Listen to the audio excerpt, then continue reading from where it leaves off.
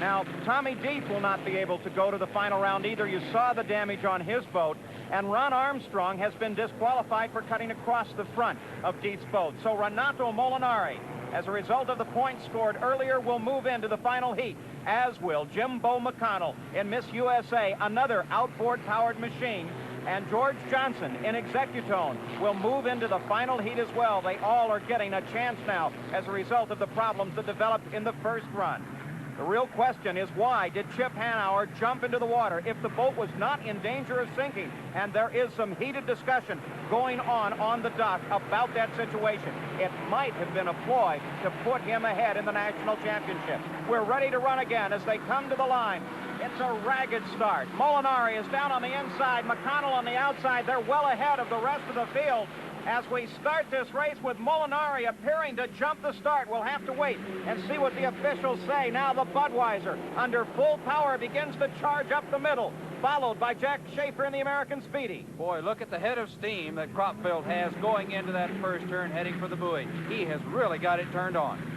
And Molinari has got to be very careful on that small boat that he doesn't get tangled in the giant rooster tail that Cropfield is putting up as he powers now off the turn onto the back straightaway, where he hits speeds upwards of 175 miles per hour. Jim Cropfield, that giant Griffon engine roars. Now remember, it's been rung pretty hard in the first segment of this World Championship. They didn't have a lot of time to look at it. Will it continue to last here? It is certainly performing well now.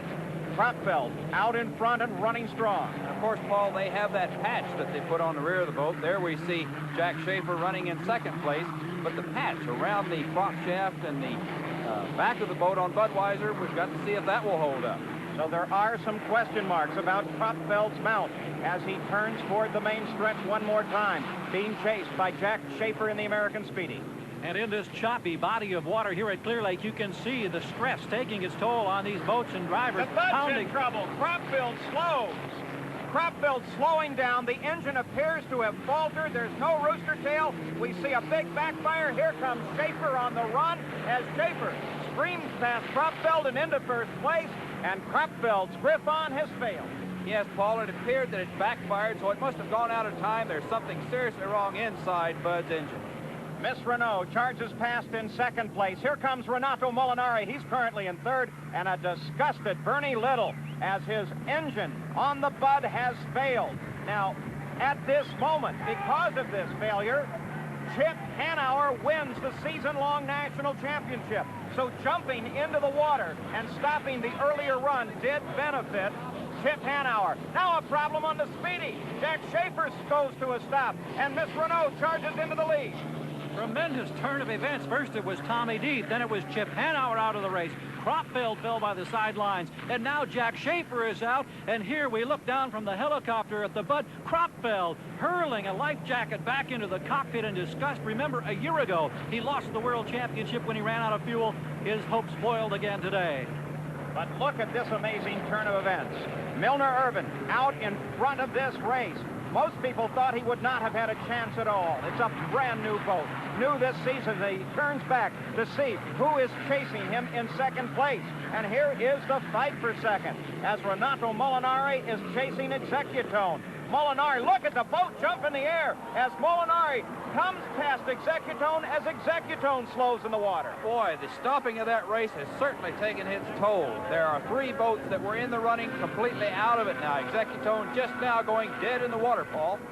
And Jimbo McConnell, as he comes off the fourth turn, is now being scored in second place. The officials have penalized Molinari 1 lap for jumping the start. He'll have to run an extra lap.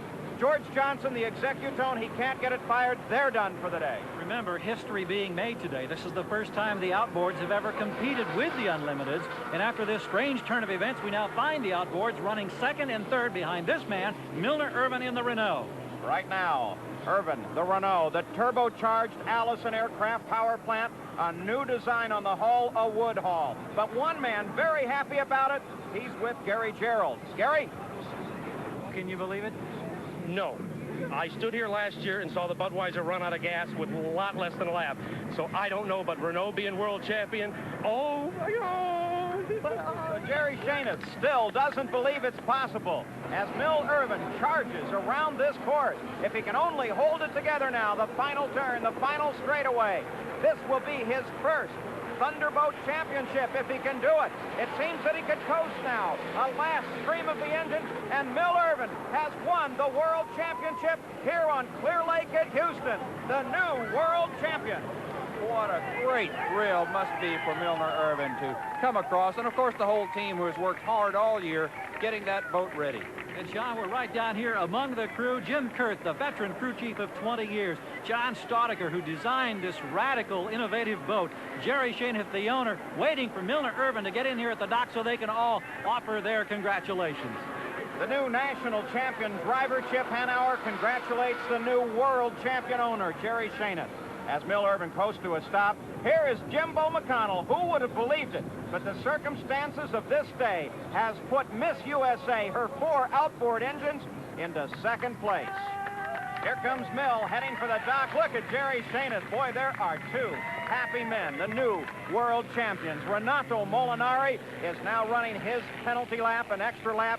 Nevertheless, he comes home in 3rd place. Now, let's go to Gary Gerald with the new world champion. What does it feel like at this point? Are there words there to describe the feeling of a world championship? Very happy. I feel a little guilty about taking it that way, but I guess part of the game plan is to last and not break down, and that's what we did. It's still awfully rough out there, though.